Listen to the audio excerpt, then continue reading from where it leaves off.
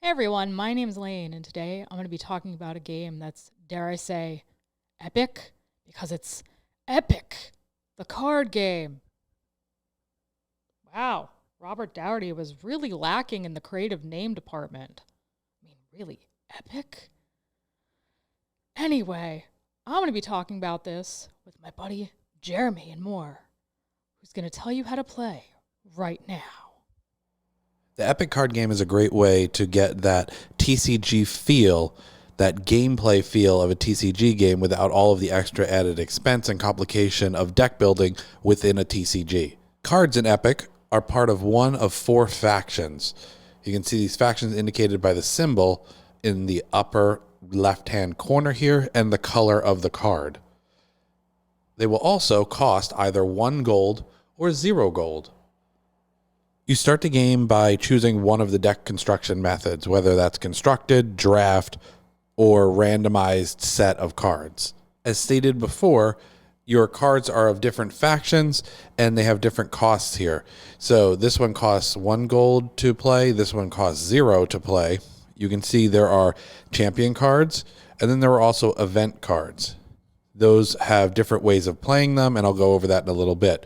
Each card also is going to have an attack value and a defense value, and it's going to have some sort of effect down here, whether that is a loyalty effect, which requires you to show 2 of that type in your hand, or a tribute effect, which means that's just an effect that happens when you put it into play.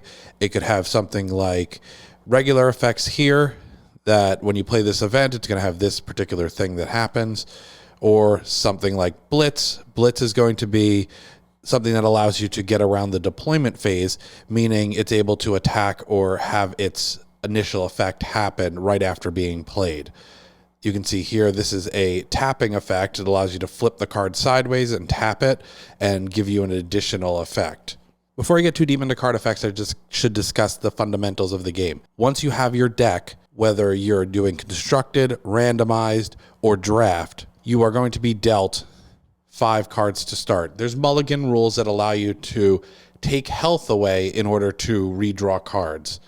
Each turn, you're going to draw cards, and you're going to play cards using your 1 gold that you have to spend every turn. So that means you're allowed to spend 1 card that costs 1 gold, or you can spend as many cards as you want that have no costs in addition to that 1 cost. Now, that 1 gold that you have to spend every turn also accounts for your opponent's turn. So you will have a gold to spend on both your turn and your opponent's turn. That allows you to play things like events that might cost a gold. The 3 basic card types are champion cards, it'll say champion right there, event cards, and token cards. Tokens do also count as champions.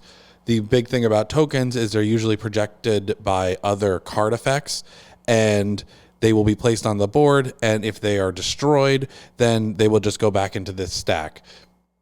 Every Epic deck out of the box comes with 8 double-sided tokens. So that's going to be for zombies, wolves, demons, and humans. So what are the big differences between event cards and champion cards? Champion cards, when they are played, stay on the board until they are destroyed or banished. Event cards are played, their effect happens, and then they're into your graveyard. Event cards can also be played on your opponent's turn. They are the only cards that can be played on your opponent's turn besides champions that have this keyword here, ambush. That essentially allows them to be played when a champion typically wouldn't be able to be played. When a champion is played, what are you able to do with it? Well, when it's initially played, it's considered to be deploying. While a card is deploying, you're unable to use its effect or to attack with it. The only caveat to this on champion cards is if it has the ability Blitz. That allows it to skip deployment. Once you've started a new turn with your champion on the field, then the card is no longer deploying and you're able to attack with it. So attacking looks like this. You declare your attack, tap your card. Once you have tapped your card, you're unable to block with that card. Your opponent is then able to declare blockers. They choose to block with this zombie token. Say they had this zombie token on the board. What's going to happen is They're going to block. They turn the card upside down like that. And now these cards are going to deal damage simultaneously to each other against the defense value here. So this zombie is going to deal 2 damage to Kong's defense value, and Kong is going to deal 13 damage to the zombie token here. That's going to kill the zombie token. And Kong has attacked, but did not die because he only took 2 damage and he has 14 defense/health. When is that not the case? If you have a creature that has this ability here, Breakthrough, any additional damage over the health of the blocker will go through to the health of the opposing player. And since you only have 30 health, you want to try and prevent these kind of cards from getting through, so you might want to double block. In that case, say someone is attacking with this card, and you have a couple of tokens on the board. You have 2 tokens. You can block with both of them. So you've now blocked with a total of 4, and they have a total of 4 attack, meaning this 4 attack is going to be applied to this creature, and this 4 attack is going to be applied to those 2 creatures. So now, even though it has Breakthrough, the damage is not going to get through because it equals out. You are also able to attack with multiple creatures, and you get to assign the damage. So as the attacker, you decide where the damage is going to be applied. So you might be able to finagle it so you can kill the cards and still get some breakthrough damage. So when you attack, you do have to declare whether you're attacking with a single card or a specific group of cards. When going through a turn on Epic, you are not boxed into specific phases. There's a progression of phases, and once you go through those phases, you can move back into the attack phase. You can go out of that and play cards. It's not a typical TCG kind of progression where you progress all the way through. Once you've attacked, you can't play cards, things like that. And once you've played cards after the attack, you can't go back into the attack. You can kind of do things in a more, I guess, less linear format than your typical card game of this type. Say you are going to attack with this card, and they have nothing on the board. Nothing to block. You attack, but say they have this event card in their hand. This doesn't cost anything, but even if it cost 1, they could still play it. You can see, return target attacking champion to its owner's hand. If it was attacking you and was unblocked, its controller draws a card. So, in this case, they can play this card in response to you attacking them. That allows this to get sent back to the hand, and since it was unblocked, the controller would then draw a card. But since you're allowed to play events on your opponent's turn, you can do things like that to defend yourself even if you don't have any blockers. When you get this game, there's a whole progression in the rulebook that you can look through that kind of explains when you as the opponent are allowed to play cards and when the attacker's allowed to play cards in response, that you can kind of follow through on that. And that's the basis of the game. You're just trying to knock out your opponent's life points. Now that I've explained this, I'll meet you back up top and we will talk to you about our thoughts on the game. Now that you guys know how to play the game, we're going to talk about our thoughts on the game. Me personally, I like this game because it's a simple deck building experience where you're playing with kind of random cards, or you can have a constructed deck, and it's kind of that TCG feel without being a TCG and without the TCG price point. I too like this game, although not as much as Jeremy. I like that it's basically a beat up that other guy over there kind of game, or other guys if you play with, more than one person. But I think what really makes this game interesting, as opposed to the other games that come from this developer, so like Star Realms, Hero Realms, is that there are different ways to start. So you could have a draft, you could just do hey, here are some cards, have fun. And that kind of changes up the game instead of just here's a market deck, yay! The only problem I have with that is sometimes you're just unlucky and you wind up with the quote bad cards. And, if you go with the draft, obviously a newer player is at a bit of a disadvantage because they don't know what's in this deck, or are less likely to know what's in this deck, or the expansions if you get the expansions. And a more experienced player is going to know and probably have a sort of deck in mind that they want to construct. I mean, that's kind of the same in any TCG or CCG. The veteran player is always going to have the advantage in that case. In this game, I think the one thing that kind of skews the game away from a lot of those other games is the swingy nature of it. Like you could have a dominating field and then they play one card and your entire field is gone.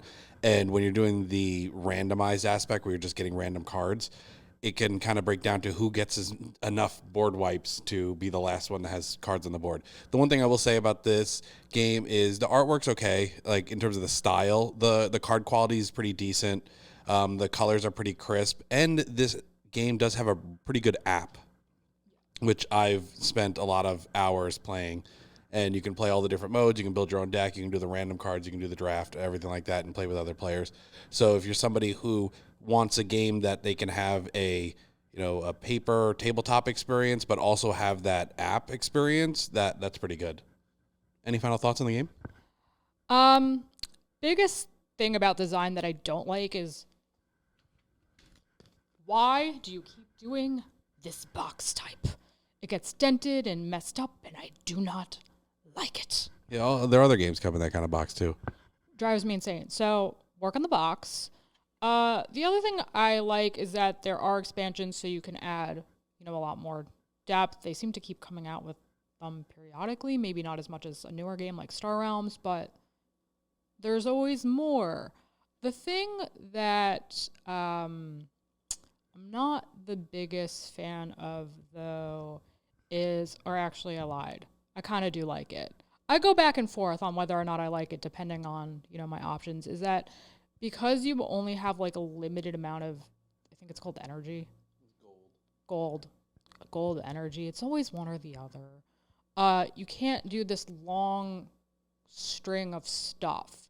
So if you're playing with someone like Jeremy, who likes to make long chains of stuff, you're not sitting there for 20 minutes while he's taking one turn. He does his thing, you do your thing, and, vice versa. It's a little more streamlined than some other card games where it's like, well, you have 7 gold this round, so I guess I could buy this and this, or I have like 8 energy, so I could do this, this, and this, and this, and then it just builds and builds and builds, and you're like, yeah, you do have only the 1 gold to spend on both turns, so you can activate cards on your opponent's turn for that 1 gold or for 0 gold. And you have 1 gold to spend on your turn, and you also have costless cards. And when you're building a deck, you have to follow a certain ratio between, off the top of my head, I don't remember what it is, but you have to follow a certain ratio of costless cards and 1 gold cards. So you can only really play 1, 2, maybe 3 cards if you have a decent amount of costless cards in your hand a turn, but you can activate them all in the same turn. So you can still kind of get a little bit of an engine going, but you're just not playing out a whole bunch of cards, which is pretty good. So I think those are pretty complete thoughts on the game, right? Yeah, I mean, it's shelf-friendly, table-friendly. It's, relatively family-friendly. Like, it's not gory or anything or, like, gross, but, there's reading involved, so, like, very little kids won't be able to play. It's budget-friendly, and like I said, expansions, so always new, exciting things to discover. Well, those are our thoughts on Epic. And if you like these game reviews or let's plays or just card game and board game content in general, please like this video so we know that you like it. Comment down below. Have you ever played Epic? Have you ever played any of their other games like Star Realms, Hero Realms, any of those? Do you know any other like kind of closed TCG experiences? Subscribe to the channel if you want to see more of this, and ring that bell so you know what's up, and we'll catch you in the next one. Bye, guys. Bye.